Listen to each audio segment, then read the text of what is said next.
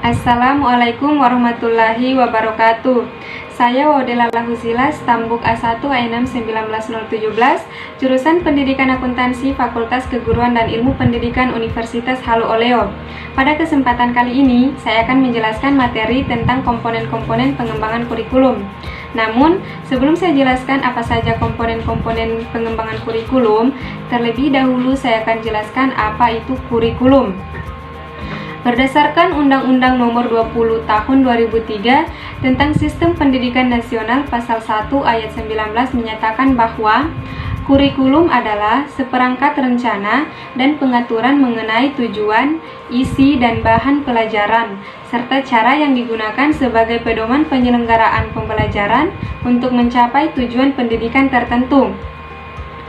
Dalam pengembangan kurikulum terdapat 4 komponen, yaitu yang pertama komponen tujuan, yang kedua komponen isi atau materi, yang ketiga komponen metode, dan yang keempat adalah komponen evaluasi. Pada kesempatan kali ini saya akan menjelaskan 2 komponen, yaitu komponen isi atau materi dan komponen evaluasi. Yang pertama, komponen isi atau materi. Isi program kurikulum adalah segala sesuatu yang diberikan kepada anak didik dalam kegiatan belajar mengajar dalam rangka mencapai tujuan. Isi kurikulum meliputi jenis-jenis bidang studi yang diajarkan dan isi program tiap-tiap bidang studi tersebut. Bidang-bidang studi tersebut disesuaikan dengan jenis, jalur maupun jenjang pendidikan yang ada. Langkah-langkah yang perlu dilakukan sebelum menentukan isi atau konten yang dibakukan sebagai kurikulum. Terlebih dahulu, perencana kurikulum harus menyeleksi isi agar menjadi lebih efektif dan efisien. Kriteria yang dapat dijadikan sebagai bahan pertimbangan dalam menentukan isi atau materi antara lain sebagai berikut. Yang pertama adalah kebermaknaan atau signifikansi, yang kedua manfaat atau kegunaan, dan yang ketiga adalah pengembangan manusia. Yang pertama adalah kebermaknaan atau signifikansi, di mana kebermaknaan suatu isi atau materi diukur dari bagaimana esensi atau posisinya dalam kaitannya dengan isi materi dan disiplin ilmu yang lain.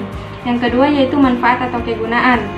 Adapun parameter kriteria kebermanfaatan isi adalah seberapa jauh dukungan yang disumbangkan oleh isi atau materi kurikulum bagi operasionalisasi kegiatan-kegiatan kemasyarakatan.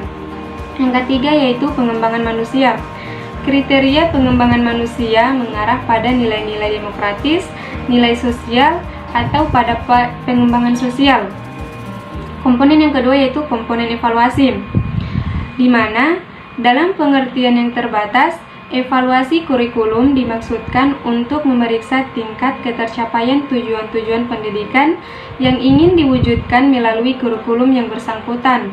Sementara itu, dalam pengertian yang lebih luas, bahwa evaluasi kurikulum dimaksudkan sebagai evaluasi program untuk mengakses kinerja kurikulum secara keseluruhan, ditinjau dari berbagai kriteria. Indikator kinerja yang dievaluasi tidak hanya terbatas pada efektivitas saja, namun juga pada relevansi, efisiensi, dan kelayakan program. Salah satu komponen kurikulum yang perlu dievaluasi adalah berkenaan dengan proses dan hasil belajar siswa. Kemudian pendekatan dalam evaluasi kurikulum, sebagaimana Sukma Dinata tahun 1997 mengatakan bahwa pendekatan dalam evaluasi kurikulum itu terdiri dari 3, yaitu yang pertama pendekatan penelitian atau analisis komparatif, yang kedua pendekatan objektif, dan yang ketiga pendekatan campuran multivariasi. Kemudian model evaluasi kurikulum. Model evaluasi kurikulum ini terdiri dari 4, yaitu yang pertama konteks. Konteks yaitu situasi atau latar belakang yang mempengaruhi jenis-jenis tujuan dan strategi pendidikan yang akan dikembangkan dalam program yang bersangkutan, seperti kebijakan departemen atau unit kerja yang bersangkutan, sasaran yang ingin dicapai oleh unit kerja dalam kurun waktu tertentu, dan masalah ketenagaan yang dihadapi dalam unit kerja yang bersangkutan. Yang kedua yaitu bahan, yaitu input, di mana input di sini terdiri dari bahan, peralatan, dan fasilitas yang disiapkan untuk keperluan pendidikan seperti dokumen kurikulum, materi pembelajaran, dan staf pengajar serta sarana dan sarana. Kemudian yang ketiga itu proses.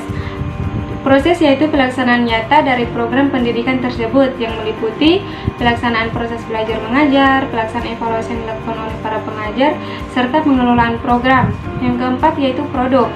Produk adalah keseluruhan hasil yang dicapai oleh program pendidikan yang mencakup produk jangka panjang dan produk jangka pendek.